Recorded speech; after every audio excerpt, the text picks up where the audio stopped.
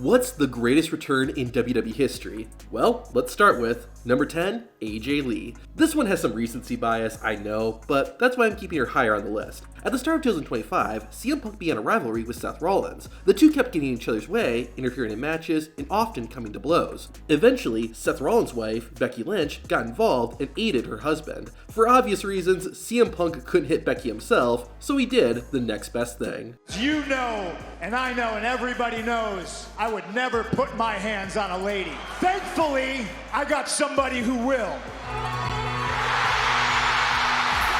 This led to the return of Punk's wife, AJ Lee, who left WWE over 10 years ago. That's one of the reasons why this return makes the list. But another is because of how AJ's WWE career ended. Lee left WWE shortly after WrestleMania 31, and it was pretty abrupt. No send-off or anything. She just kind of disappeared. Not only that, but AJ Lee retired mere months before the Women's Revolution began. There were so many matches and rivalries that we missed out on that we'll hopefully be getting now. In the meantime, let's look at number 9, Stone Cold Steve Austin. This man had several iconic returns. However, I'm making a rule of only one return per wrestler. With that, I'm going with Stone Cold's return at Backlash 2000, which is arguably the best return of the Attitude Era. At Survivor Series 1999, Stone Cold was hit by a car, infamously driven by Rikishi. This was used to write Stone Cold off TV since he needed neck surgery, and it was unclear if he'd be able to wrestle again. This is what makes Stone Cold's return at Backlash one of the best. I mean, just watch and listen to the fans' reaction.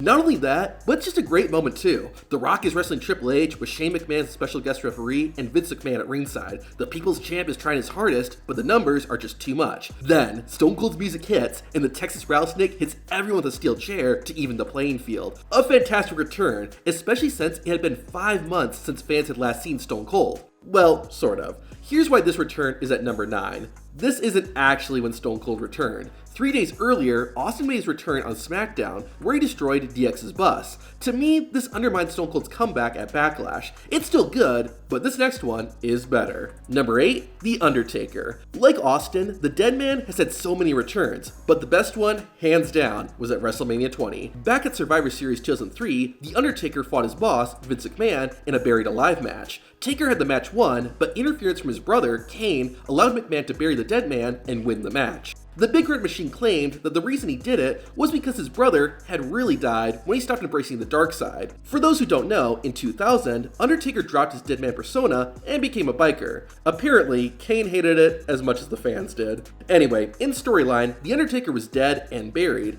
and stayed that way for a couple of months. However, strange things began to happen. Supernatural events would start tormenting Kane, despite the Big Red Machine insisting The Undertaker was dead. Finally, it all came to a head at WrestleMania 20. The lights went black, Paul Bearer and an army of druids marched to the ring, and then it hit.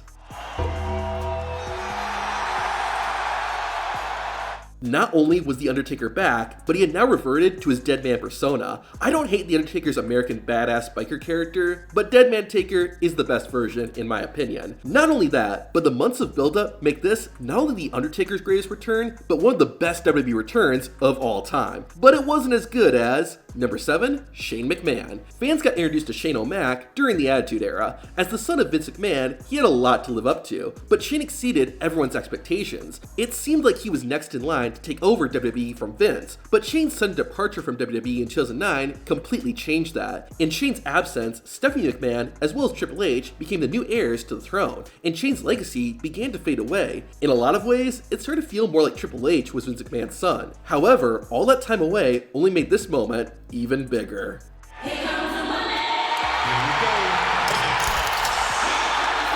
That music, seeing him do the dance, the flood of memories, it all hit and it all hit hard. Sure, as time went on, Shane McMahon's second run in WWE ended pretty poorly, but this return still holds up. I'll say this as well, for this top 10, I'm mainly focusing on the return itself rather than what it led to, which means there might be some questionable choices, but more on that later. For now, let's move on to number 6, Brock Lesnar. I'm not talking about any of Lesnar's many returns over the years. I'm not even talking about SummerSlam 2025. I'm talking about the original one from 2012. It wasn't the flashiest or the most hyped return in WWE history, but it was special for me. I got into wrestling years after Brock Lesnar had debuted and left WWE, so I never really grasped just how big a deal he was. However, seeing him return the night after WrestleMania 28, I learned very quickly. After losing to The Rock the night before, John Cena came out to congratulate the Great One, but instead of Rock, Cena got Brock.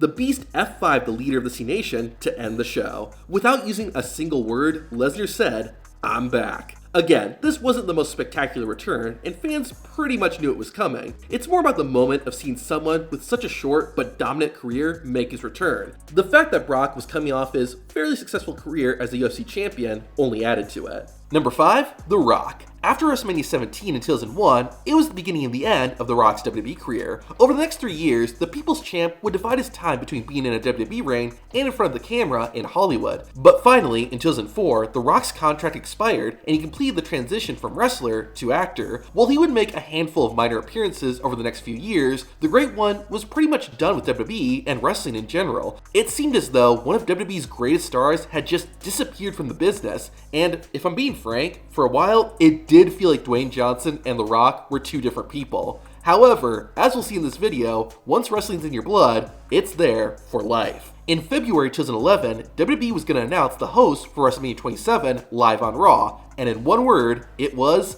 electrifying.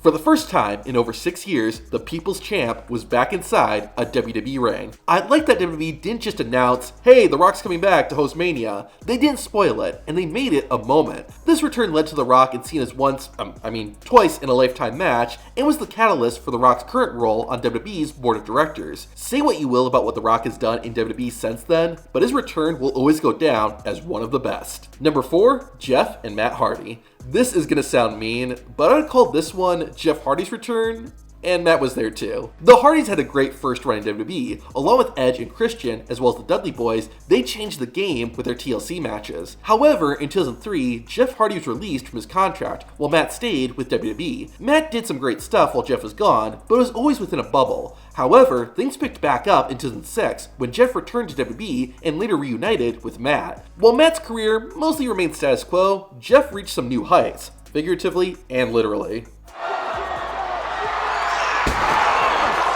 In 2008, Jeff Hardy became a contender for the WWE Championship. After multiple failed attempts, the charismatic Enigma finally captured the world title on the final pay-per-view of 2008. Not only was it exciting to see Jeff finally win the big one over 10 years after his WWE debut, but it also showed that he had finally made it. Sadly, less than a year later, Jeff left, and Matt Hardy left about a year after that, and both brothers eventually found themselves in TNA. While Matt's time in TNA was more sporadic, Jeff Hardy spent the next 7 years with the company. It wasn't until early 2017 that both brothers departed from TNA and became free agents again. Then, just a couple of months later, this happened. What? Oh my! You gotta be kidding me!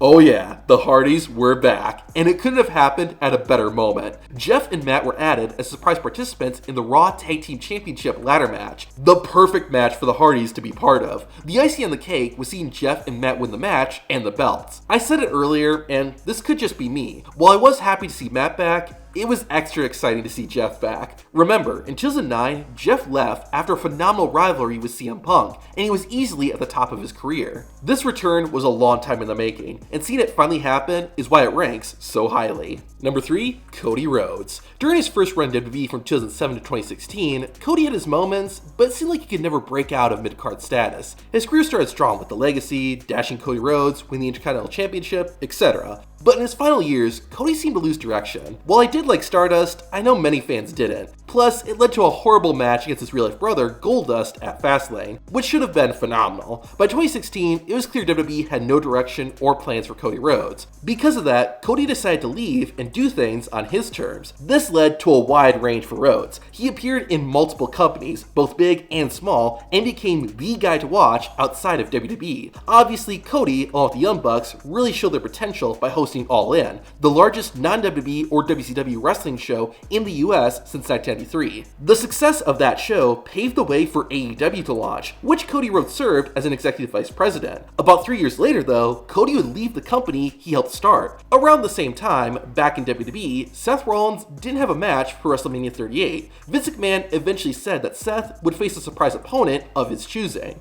That led to this. Wrestling has more than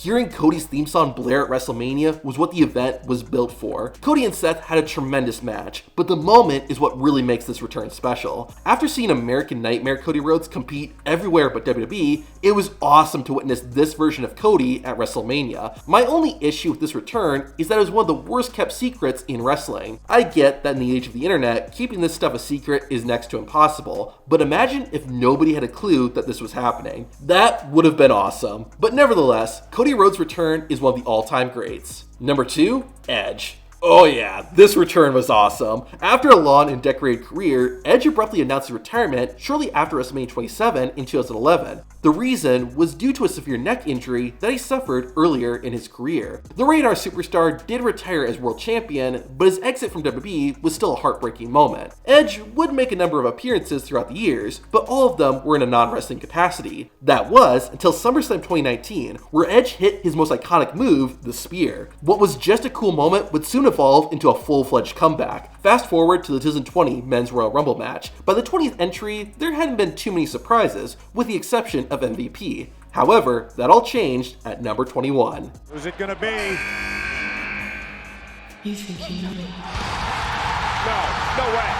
To say this was a feel-good moment would be an understatement. Seeing Edge back in the ring after nearly 9 years totally reeked of awesomeness. He was in such great shape that even Randy Orton commented on it. What really earns Edge's return a spot on this list though is two things. One, it felt like a second chance. As mentioned, Edge's career abruptly came to an end, and in 2011, it seemed like any sort of in-ring return was out of the question. Having another chance to see Edge back in the ring one more time was beyond phenomenal. Two, the fact that this return happened in 2020. About 2 months after Edge's comeback, WWE would begin the pandemic era, which really took a hit on the quality of the shows. It just made the Radar Superstars return an even brighter spot in an otherwise awful year. The only downside is that, like with Cody Rhodes, everyone knew Edge was coming back. Edge himself didn't even really try to hide it. But again, that's just how things roll in modern wrestling. We only got one more spot left, and I know I haven't mentioned some very iconic WWE returns, so let's address that. Here are the honorable mentions. John Cena. This was no doubt an awesome moment, seeing and hearing Cena come out as the final participant in the 2008 Royal Rumble.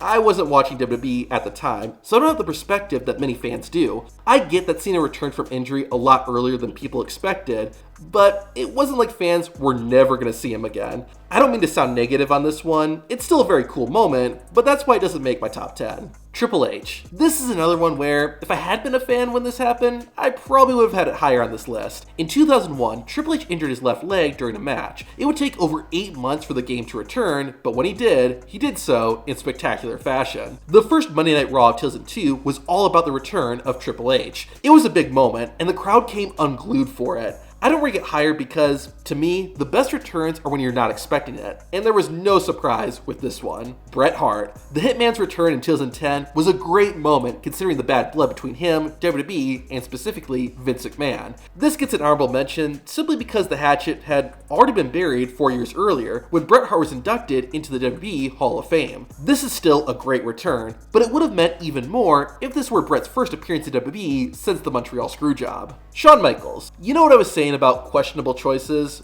This is what I meant, and I have a bit of a take on this. So, in 1998, Shawn Michaels injured his back and cut his career short. While the Heartbreak Kid would make appearances and even become the on-screen commissioner for a while, it seemed like his time in the ring was over. Then, in 2002, Shawn Michaels made his triumphant return as a member of the NWO. It was a fine return, but it was just that. fine. I think at the time, fans, and to an extent WWE itself, didn't know exactly what this return was going to be. I think that's one of the reasons why this return felt kind of underwhelming, considering it was Shawn Michaels and he was coming back from a career-ending injury. People say this is an all-time great return, and I would agree, in the sense that it led to Shawn Michaels' phenomenal second run and gave us some of the greatest matches in wrestling history. However, as I said earlier, I'm ranking these returns based on the returns themselves, not what came after them, and by itself, Shawn Michaels' return in 2002 was fine. Roman Reigns. In October 2018, Roman Reigns broke character and revealed that he had been living with leukemia, and it was back. Reigns announced he'd be relinquishing his Universal Championship and taking an indefinite leave.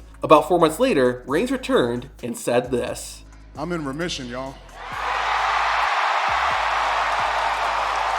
This is such a feel-good moment, and I don't say this in a negative way, but a return like this is bigger than wrestling. It's a return that's on a list of its own, hence why it's gained just an honorable mention. But now, it's time. The greatest WWE return of all time is CM Punk. At the time of this video, it's been almost exactly 2 years since CM Punk returned to WWE. There's still a bit of recency bias, but here's why I rank Punk's return at number 1. Not only was it just amazing to see CM Punk back in WWE after their falling out, but 2, it seemed like most people didn't expect it. Sure, some fans thought CM Punk was returning, but it felt like the smart money was on it not happening. That turned out to be dumb money, because at the end of the 2023 Survivor Series, this happened.